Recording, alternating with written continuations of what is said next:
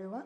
My name is T. Soundararajan. I am working as an assistant professor in Department of Biotechnology, Karpuvam Academy of Higher Education, Coimbatore.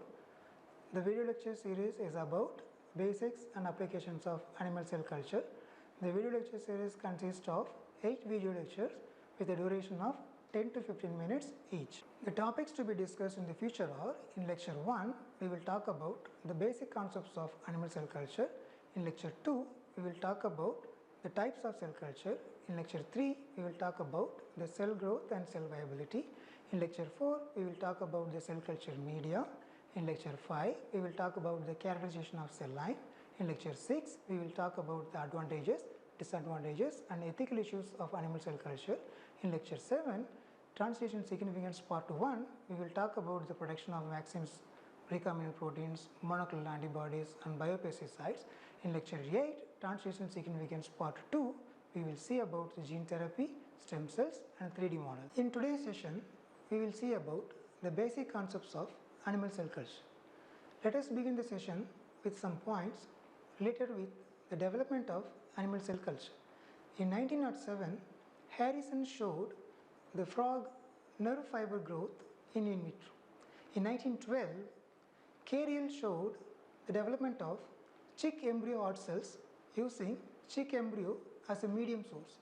In 1916, Roos and Jane found the usage of trypsin to attach suspended cells. In 1952, Gay established a continuous cell line from human cervical carcinoma.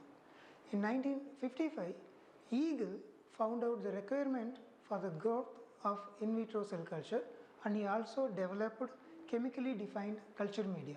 In 1965, Hames for the first time developed Hames serum-free media. Let us go in deep to see the basic concepts of animal cell culture. Usually, we obtain cell culture via 3 methods. Number 1, organ culture. Number 2, primary explant culture. Number 3, cell culture. In organ culture, we use the whole embryo or parts of the embryo or parts of the adult tissues. The cells coming from the tissues retain differentiated properties, functional properties and in vivo architecture. In organ culture, the cells do not grow rapidly and we cannot propagate them for longer period.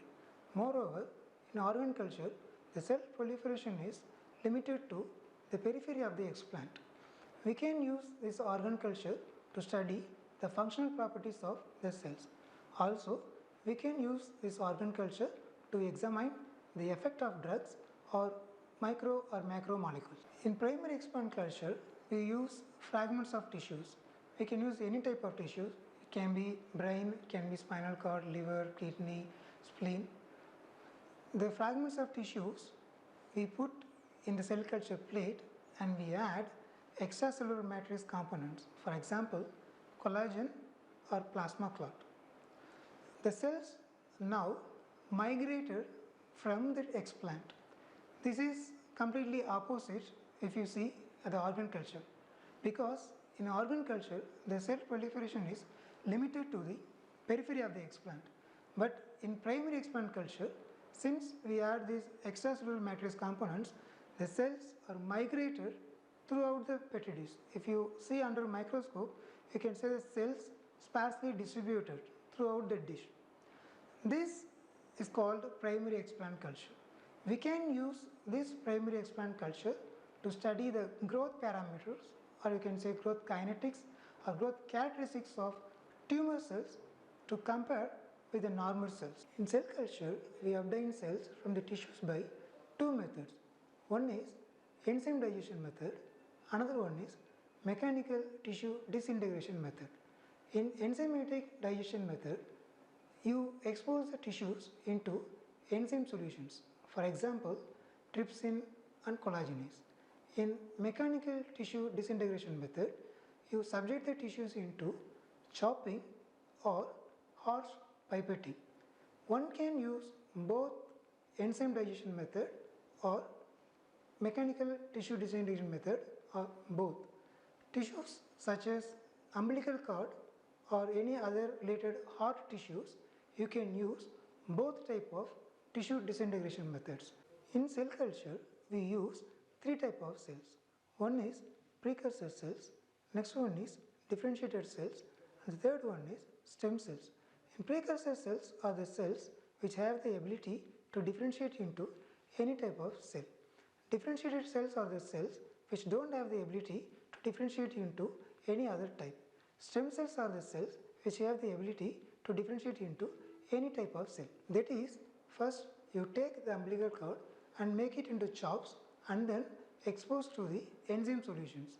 Now you have more number of individual cells. When we do cell culture, we are looking at two-dimensional part, but in vivo is different because there cell to cell interaction is happening, and also there is interaction between one type of cell with other type of cell. If you want to study such three-dimensional cell to cell interaction, we have to go for sophisticated methods. One is histotypic culture, and another one is organotypic culture. In histotypic culture, you have to grow more number of cells in particular area. Else, you have to grow the cells in agar or agarose bedsheet. Also, you can provide extracellular matrix components and soluble factors, which all these things you can grow the cells in more number, so you can enhance the possibility to have cell to cell interaction. On the other hand, in organotypic culture, you may have heterotypic cell to cell interaction. This can be achieved by co-culturing two type of cells. You have the cell, you have a transmembrane, you can co-culture two different type of cells. Also, you can use hollow fibrils where you can seed the cells outside the fibrils, and through hollow fibers you have the medium. This way also you can have more number of cells.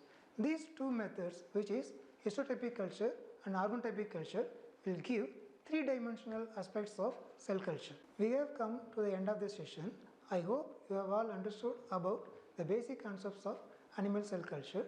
We have seen about the different types of cell culture, organ culture, primary expand culture, cell culture. We have also seen about organotypic culture, histotypic culture. Moreover, we have seen about monolayer culture, suspension culture. In the next lecture, we will see about more types of animal cell culture. Thank you.